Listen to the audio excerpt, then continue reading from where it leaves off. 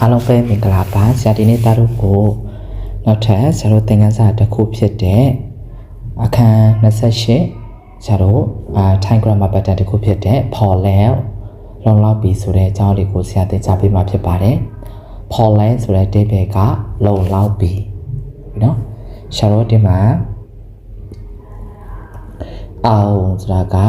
ယူတယ်ခေါက်ဆိုတာထမင်းအောင်ခေါက်อีกไม่ครับทำไมถ้าอยู่โอมลาเด้ဟုတ်ပြီเนาะเอาเข้าอีกไม่ครับทำไมถ้าอยู่โอมลาเด้หัวสรุปพอแล้วครับตัวพี่คำยาพอเอ็มแล้วพอสระกะจะนอ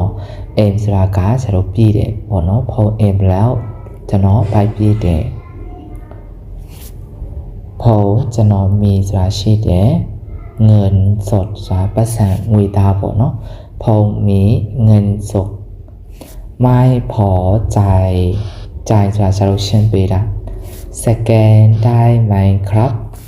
พอมีเงินสดไม่พอใจจะตุมังงุยตาชีเดไปรู้มันเล่าปูเด้สแกนได้ไหมคะสแกนเนี่ยเช่นไปรู้ยาละเด้พอพลลงจนพลสรุปเป็นตัวเด้ลงโจนสรุปโกลีเจจาบีดอเป็นตัวเด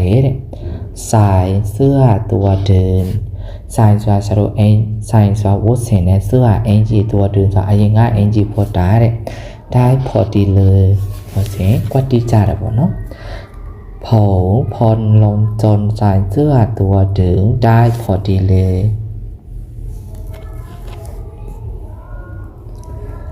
ตอนที่พงจะโทรหาแฟนก็โทรหาพอดีตอนที่จะอาคูพงจะนอกาเดจะโทรหาแฟนจะยิซาโกพงสะเดแฟนก็โทรหาพอดียิซากาเลจะนอสีพงเปลี่ยนสละเอใส่พริกแค่พอประมาณใส่สระจารุเทเดพริกจางปิ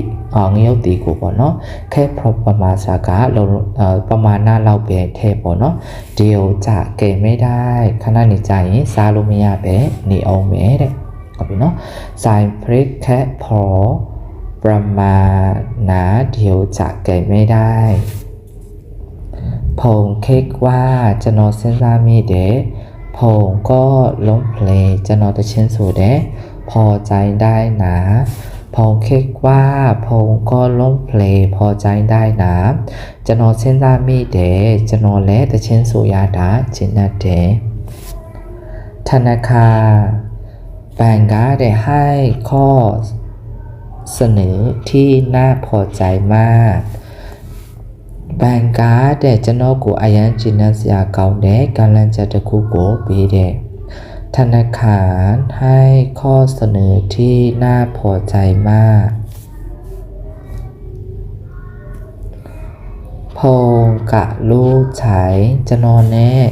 จะนอนแย่ตากาเดตัวสูงพอกาจะอายันนี้จุดๆเบเดพอกะที่